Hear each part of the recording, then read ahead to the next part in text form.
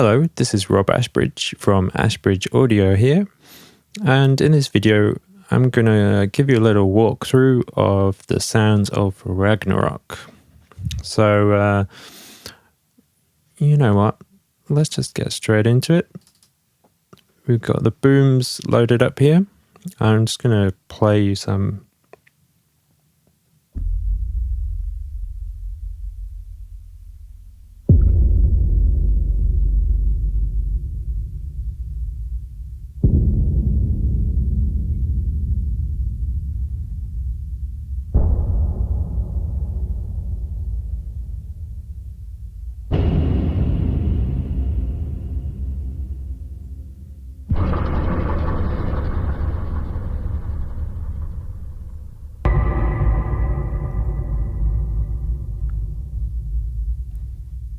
Cool.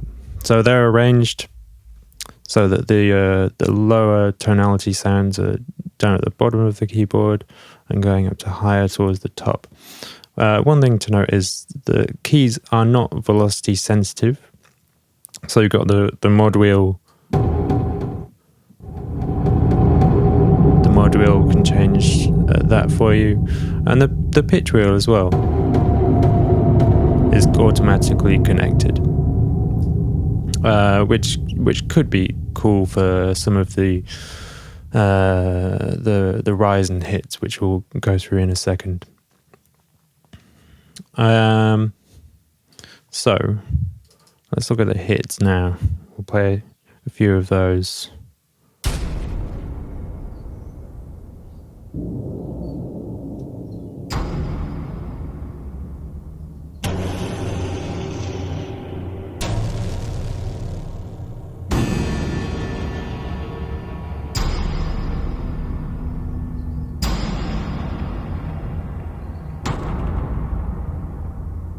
Great, so that hits. This section towards the high end of the keyboard is short rise and hits.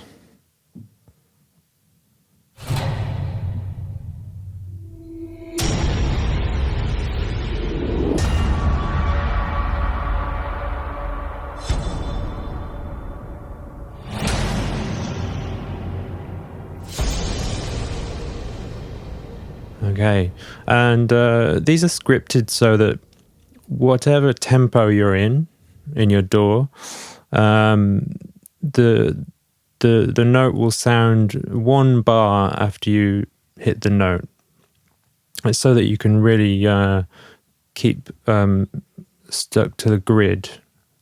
So I'll put the metronome on, and we'll clearly be able to hear what I'm talking about.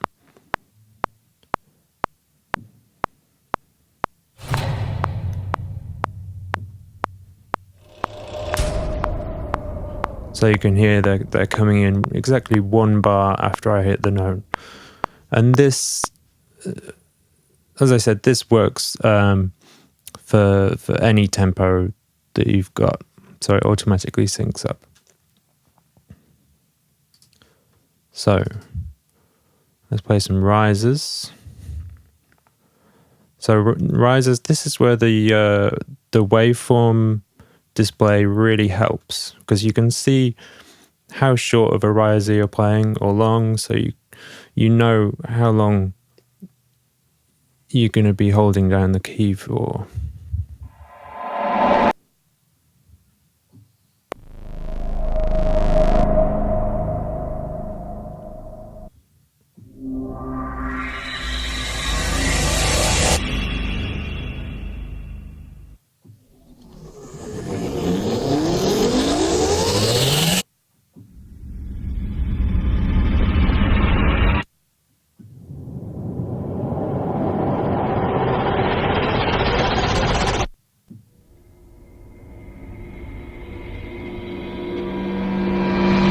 So as you can see, as we work our way up the keyboard, the risers are getting longer.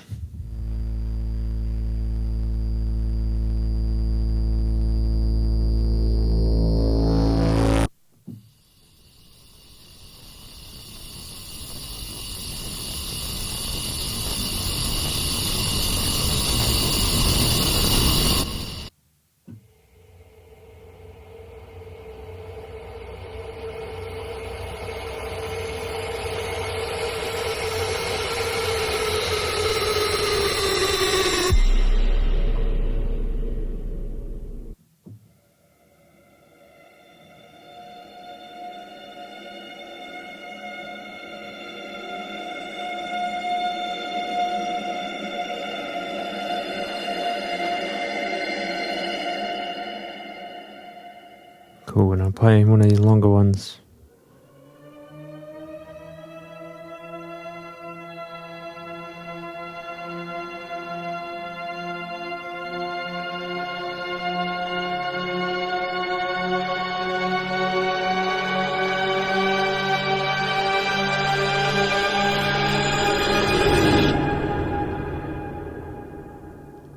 Nice. Okay. The other thing about the risers is there's an instrument called riser time machine, and this is also the same for rise and hit. There's one called time machine, and that's similar with the short rise and hits in hit. It syncs to the tempo that you're in. If you don't mind a bit of contact stretching the sample, it works out quite nicely. So it basically means that whatever tempo you're in, the riser you're playing is going to be an exact bar number. So the end of the riser is going to fall on the grid so long as you play it on the grid. So they basically all sound the same, but when you're in a slower tempo, it's going to stretch the samples. So let's look at rise and hit. As you can see in the waveform, you know how long we're gonna be waiting until it hits. I think we kind of heard this one before. The only difference between that previous one was it had an actual hit on the end, whereas the other one was just an end. An end without a hit.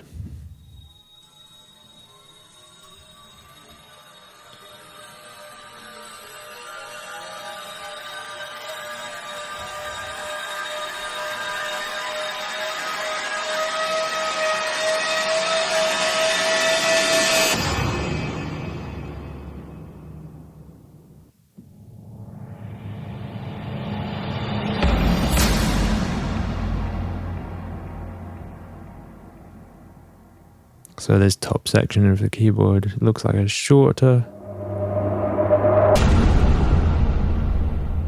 the kind of medium length rise and hits.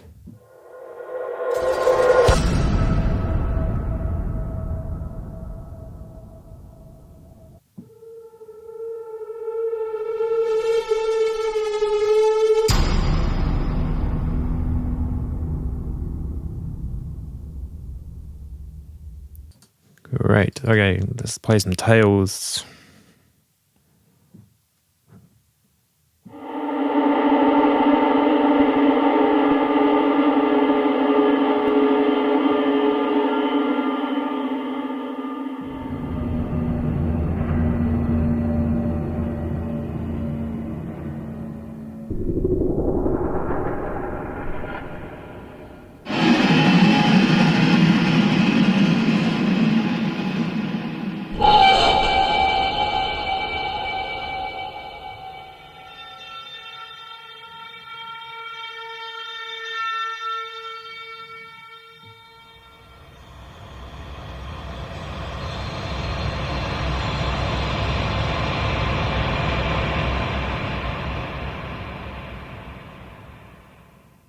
Cool, so they're getting more drawn out. You can really get that kind of dark vibe. And the whooshes.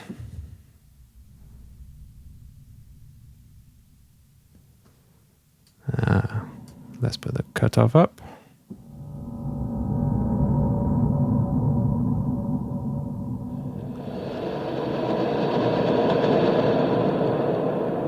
So the lower end of the keyboard, we've got the slower, very slow whooshes.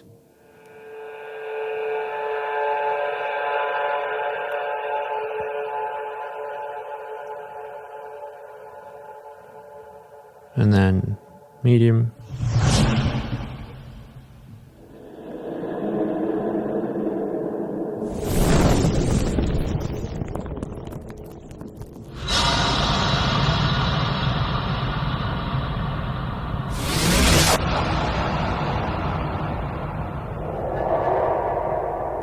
And then these should be fast.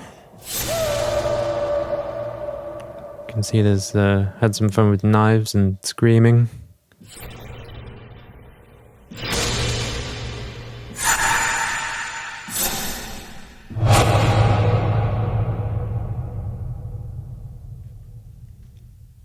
Okay, let's move on to drones.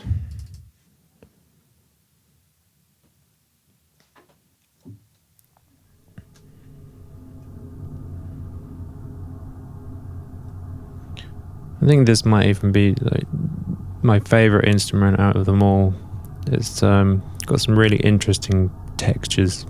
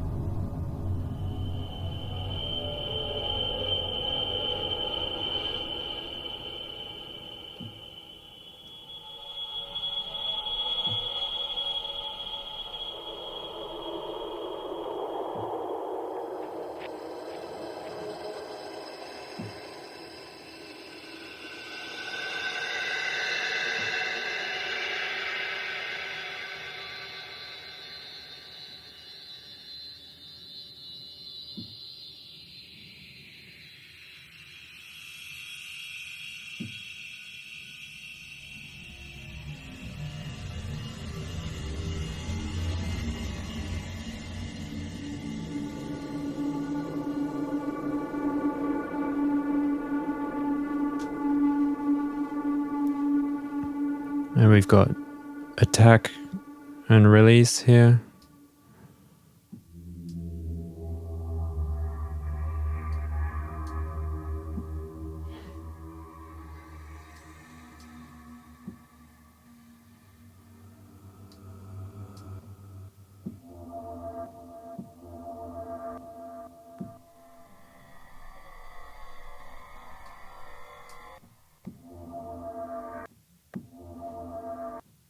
Cool.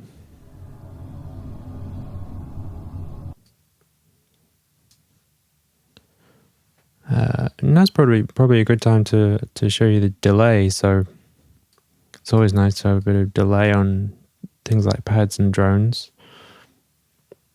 So let's turn that up and see what happens.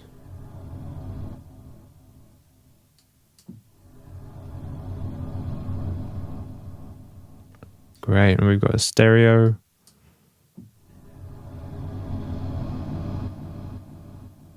So that's kind of like turns it into a ping pong delay. And feedback. And we've got the time as well, which, as you can see, automatically syncs up to the note values, which is really handy. I'll walk you through a couple of the other features as well. So we've got the reverb.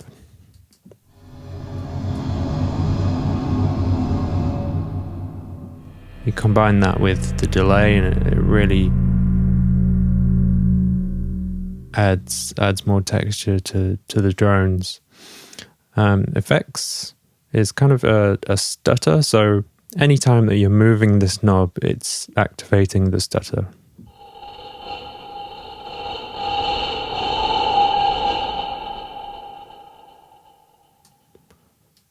I'll turn the reverb and the delay off and we'll be able to hear it a bit better.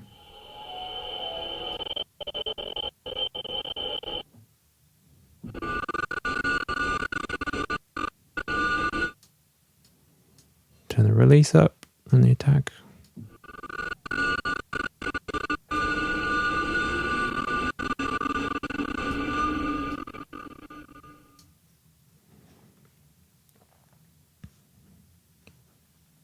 Cool.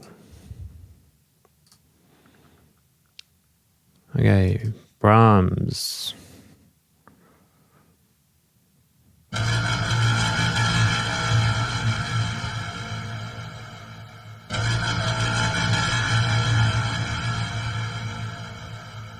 And this is one where we've got the round robins, but they're all laid out on the keyboard there for you, so you can decide which ones to play and how long to hold the notes for.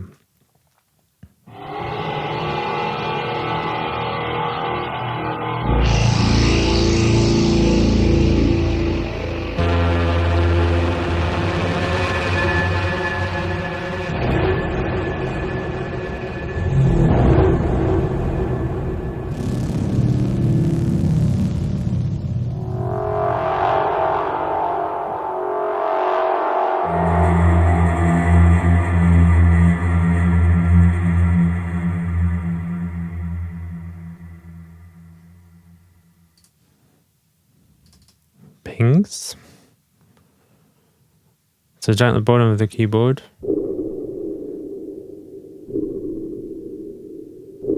got these guys.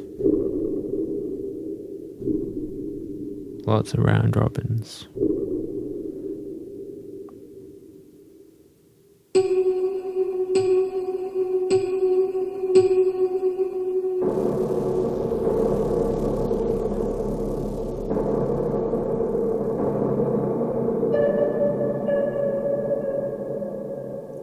Descending pitch, and then I think that's a higher one.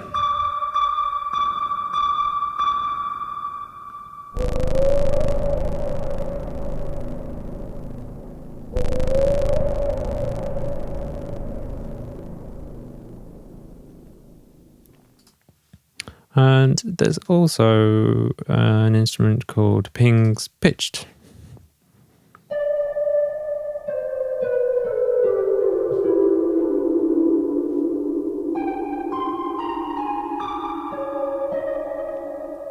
Which would be handy if you want that particular ping to be quickly tuned to whatever key you're in. Effects. So these are metronome clicks.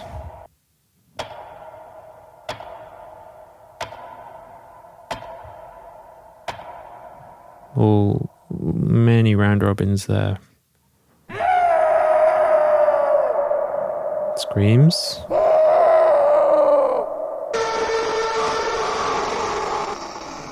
Processed one there.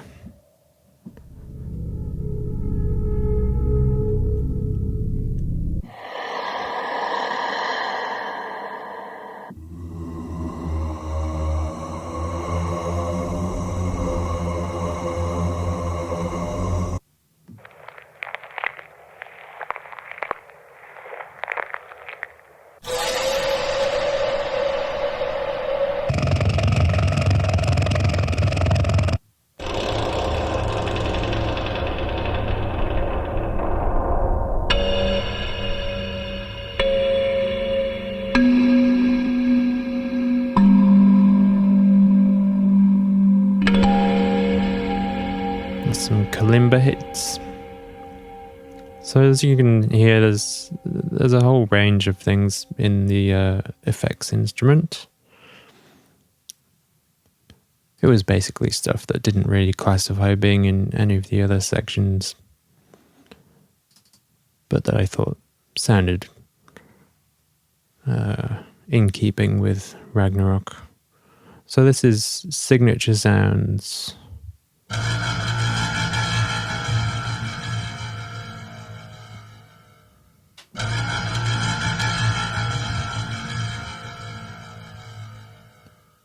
These are kind of like Brahms, but they've I don't know, they've got a bit more of something to them.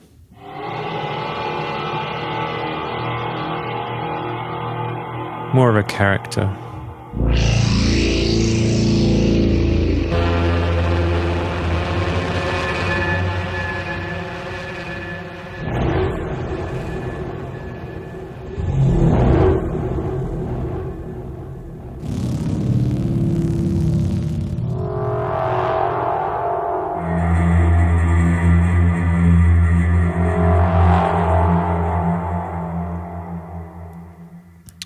go back and look at this one.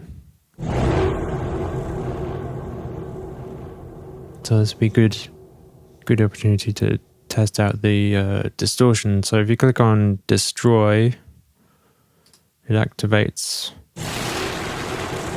a not so subtle distortion. It's really cool. It kind of rips up the sound, and you can create a sound which is really nasty and horrible and lovely. And that links to this drive knob. So what I'm going to do is I'm going to turn the cutoff down, and I'm just going to gradually increase.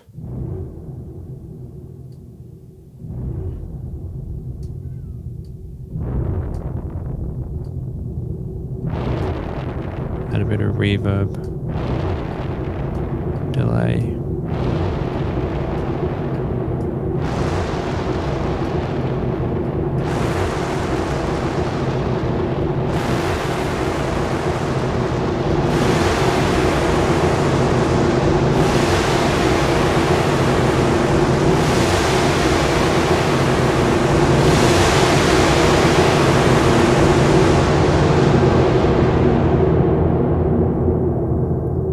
Cutoff down a bit.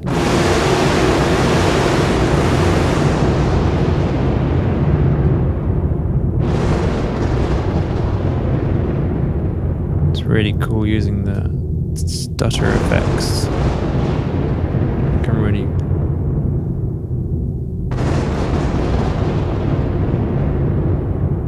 add some interest to the tail of the sound. The other thing we've got is enhance button, which kind of it's just got a shelf, a low shelf and a high shelf, so it's boosting the lows and the highs, and also there's a bit of a boost around 3 kilohertz as well.